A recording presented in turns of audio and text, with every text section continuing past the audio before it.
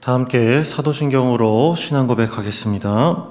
전능하사 천지를 만드신 하나님 아버지를 내가 믿사오며 그 외아들 우리 주 예수 그리스도를 믿사오니 이는 성령으로 잉태하사 동정녀 마리아에게 나시고 본디오 빌라도에게 고난을 받으사 십자가에 못 박혀 죽으시고 장사한 지 사흘 만에 죽은 자 가운데서 다시 살아나시며 하늘에 오르사 전능하신 하나님 우편에 앉아 계시다가 저리로서 산 자와 죽은 자를 심판하러 오시리라.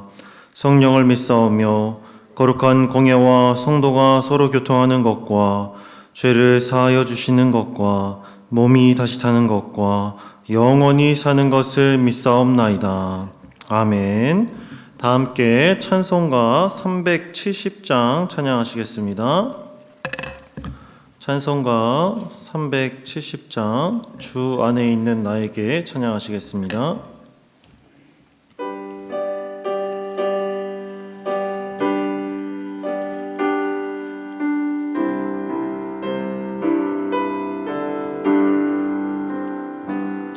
주 안에 있는 나에게 단 근심이 있으랴.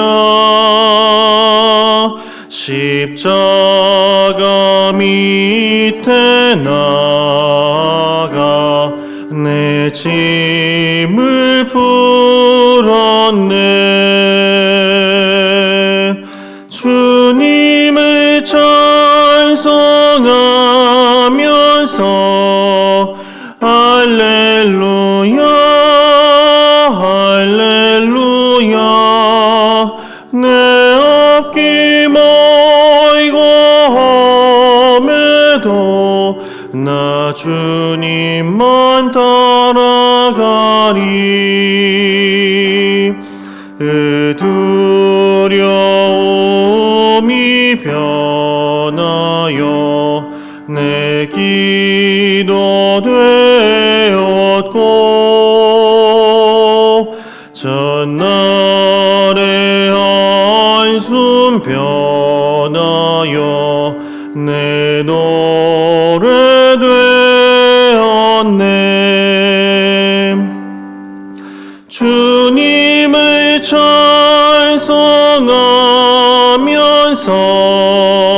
할렐루야 할렐루야. 내 앞길 멀고 험해도 나 주님만 따라가리. 내 주는 자비하셔서 늘 함께 계시고 내 공피 밤을 아시고 늘 채워주시네.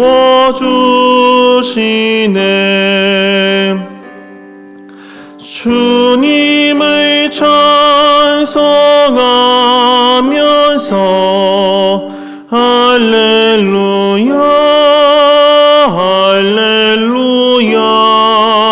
내 앞길 멀고 험해도 나 주님만 따라가리. 내 주와 맺은 언약은 영불변하시니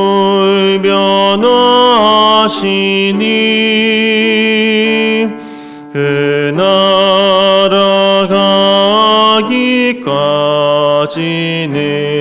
내 보호하시네.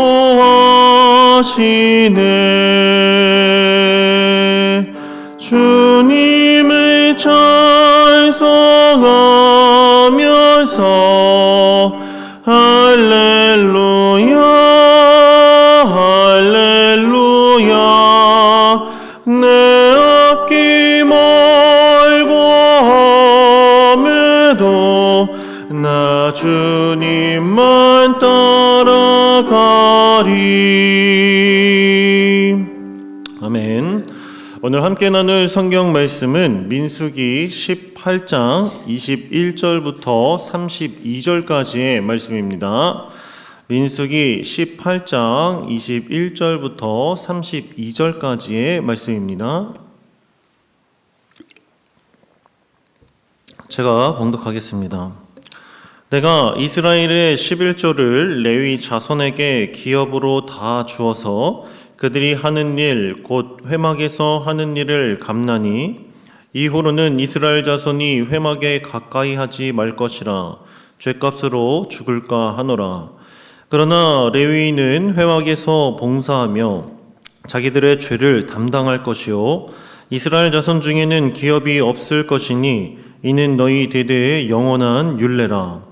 이스라엘 자손이 여호와께 거제로 드리는 11조를 레위인에게 기업으로 주었으므로 내가 그들에 대하여 말하기를 이스라엘 자손 중에 기업이 없을 것이라 하였노라. 여호와께서 모세에게 말씀하여 이르시되 너는 레위인에게 말하여 그에게 이르라. 내가 이스라엘 자손에게 받아 너희에게 기업으로 준 11조를 너희가 그들에게서 받을 때에 그 11조의 11조를 거제로 여호와께 드릴 것이라. 내가 너희의 거제물을 타작마당에서 드리는 곡물과 포도즙 틀에서 드리는 즙같이 여기리니 너희는 이스라엘 자손에게서 받는 모든 것의 11조 중에서 여호와께 거제로 드리고 여호와께 드린 그 거제물은 제사장 아론에게로 돌리되 너희가 받은 모든 헌물 중에서 너희는 그 아름다운 것 곧 거룩하게 한 부분을 가져다가 여호와께 거제로 드릴지니라. 이러므로 너는 그들에게 이르라. 너희가 그 중에서 아름다운 것을 가져다가 드리고 남은 것은 너희 레위인에게는 타작 마당의 소출과 포도즙 틀의 소출같이 드리니 너희와 너희의 권속이 어디서든지 이것을 먹을 수 있음은 이는 회막에서 일한 너희의 보수임이니라. 너희가 그중 아름다운 것을 받들어 드린즉 이로 말미암아 죄를 담당하지 아니할 것이라. 너희는 이스라엘 자손의 성물을 더럽히지 말라. 그리하여야 죽지 아니하리라. 내가 이스라엘의 11조를 레위 자손에게 기업으로 다 주어서 그들이 하는 일 곧 회막에서 하는 일을 감나니. 아멘. 오늘 본문은 레위인의 기업에 대해 전하는 것이 특징입니다. 21절 말씀을 함께 보시겠습니다. 내가 이스라엘의 11조를 레위 자손에게 기업으로 다 주어서 그들이 하는 일 곧 회막에서 하는 일을 감나니. 여기서 사용된 기업은 상속물을 의미합니다. 상속물. 그런데 바로 앞절인 민수기 18장 20절 말씀에서는 기업과 분깃을 구분해서 설명합니다. 기업이 자손에게 물려줄 땅이라고 한다면 분깃은 조상으로부터 물려받는 땅을 뜻합니다. 즉 대제사장인 아론과 레위 자손들에게는 자손에게 물려줄 땅도 조상으로부터 물려받을 땅도 없다라는 뜻입니다. 대신에 하나님은 오직 이스라엘 백성들이 드린 11조가 레위인들의 기업이다라고 말씀하십니다. 레위인들은 아론과 제사장들을 도와 성막에서 봉사하도록 헌신된 지파입니다. 레위 지파에는 고핫, 무라리, 게르손 자손들이 있는데 그중 고핫 자손의 계열에서만 제사장이 나옵니다. 이들은 12지파의 수에 속하지도 않았으며 그들에게는 이스라엘 12지파에게 분배된 땅이 주어지지 않았습니다. 오직 48개의 성읍의 거주지만이 그들에게 주어졌습니다. 땅이나 농경지가 주어지지 않았기 때문에 그들의 생계는 오직 12지파가 제공하는 11조에만 의존해야 했던 것입니다. 그래서인지 땅을 기업으로 받은 다른 지파와는 달리 레위 지파가 받은 기업은 불공평해 보입니다. 그런데 여기서 끝이 아닙니다. 하나님은 레위인들에게도 11조를 드릴 것을 명령하셨습니다. 28절 말씀을 함께 보시겠습니다. 너희는 이스라엘 자손에게서 받는 모든 것의 11조 중에서 여호와께 거제로 드리고 여호와께 드린 그 거제물은 제사장 아론에게로 돌리되. 이스라엘 백성들이 드리는 11조가 레위인들의 기업이라면 이제 레위인들이 받은 11조 중에서 다시 11조를 구별하여 봉헌물로 하나님께 드려야 한다고 말씀합니다. 왜냐하면 레위인들의 11조는 제사장인 아론의 몫이기 때문입니다. 하나님은 레위인들이 땅을 기업으로 받지 못했기 때문에 그들이 받은 기업에서 11조를 구별하여 드릴 때 봉헌물을 타작마당에서 드리는 곡물과 포도즙 틀에서 드리는 즙같이 여길 것이다 라고 말씀하셨습니다. 마치 일반 백성들이 자신들의 땅에서 얻은 소산물을 하나님께 드렸듯이 레위인들이 드린 11조도 직접 추수하고 생산한 예물처럼 인정해 주시겠다라는 말씀입니다. 백성들이 드린 11조로 레위인들이 생활하고 레위인들이 드린 11조로 제사장이 생활하는 모습을 보면서 우리는 언약 공동체를 운행하시는 하나님의 섭리를 발견할 수 있습니다. 그 섭리란 공동체원 모두가 서로 긴밀하게 연결되어 한 그룹이라도 없으면 공동체가 운영될 수 없도록 만들어 놓으신 하나님의 뜻을 가리킵니다. 우리는 이러한 하나님의 뜻을 통해 우리 모두가 하나님께 택함받은 소중한 존재들이고 각자에게 주어진 중요한 직무가 있다라는 것을 깨달을 수 있습니다. 만약 백성들과 레위인들 사이에서 하나님께 드려야 할 11조가 제대로 드려지지 않게 된다면 어떻게 될까요? 두 가지 문제가 발생합니다. 첫째, 레위인들 혹은 제사장 계열의 생계를 책임지지 못하게 됩니다. 둘째, 하나님이 맡기신 레위인들 혹은 제사장이 직무를 수행할 수 없습니다. 이 말은 이스라엘 백성들과 레위인들이 11조 의무를 지키지 않는다면 서로 간의 생계를 책임지는 것을 넘어 레위인과 제사장들에게 맡겨진 직무를 더 이상 수행할 수 없게 된다는 말입니다. 32절 말씀을 보시겠습니다. 너희가 그중 아름다운 것을 받들어 드린즉 이로 말미암아 죄를 담당하지 아니할 것이라. 너희는 이스라엘 자손의 성물을 더럽히지 말라. 그리하여야 죽지 아니하리라. 이 말씀은 만약 레위인들이 백성들에게 받은 11조 중에 11조를 제사장을 위해 성물로 바치지 않으면 그로 인해 죄를 담당하게 될 것이다 라는 말씀입니다. 이것은 이스라엘 자손의 성물을 더럽히는 일이며 그 결과는 죽음이라고 경고합니다. 그 결과가 죽음인 이유는 제사장의 생계가 위협을 받으면 결국 백성들의 죄를 용서받기 위해 드려지는 제사가 이루어질 수 없기 때문입니다. 마찬가지로 이번엔 백성들이 11조를 제대로 드리지 않으면 어떻게 될까요? 레위인들의 생계가 위협을 받게 되고 그들의 직무를 수행하지 못하게 됩니다. 레위인들은 백성들의 11조를 기업으로 삼아 생계를 이어가면서 크게 두 가지 직무를 수행했습니다. 회막에서 제사장들이 제사를 잘 수행할 수 있도록 돕는 일과 회막 밖에서는 이스라엘 자손들이 회막에 가까이 하지 못하도록 지키는 일이었습니다. 레위인들의 직무는 제사를 돕는 것 외에 이스라엘 자손들은 하나님의 임재 장소인 성막에 함부로 가까이 나오지 못하도록 막고 가르치는 일이었습니다. 왜냐하면 실수로 성소를 침범하거나 성소에서 잘못을 행한 이스라엘 백성은 죽음에 이를 수 있었기 때문입니다. 이스라엘 백성들이 부지중에 거룩한 성소를 더럽혀 죽임을 당하는 일을 막는 것이 레위인들의 직무였던 것입니다. 이 말은 11조의 목적과 기능은 단지 서로의 생계를 책임지는 것을 넘어 하나님이 이스라엘 공동체 각자에게 주신 직무를 지키느냐 지키지 못하느냐 하는 중요한 문제와도 연결되는 것을 깨닫게 합니다. 그러므로 우리는 앞으로 11조를 드릴 때 인색하게 드려서는 안 될 것입니다.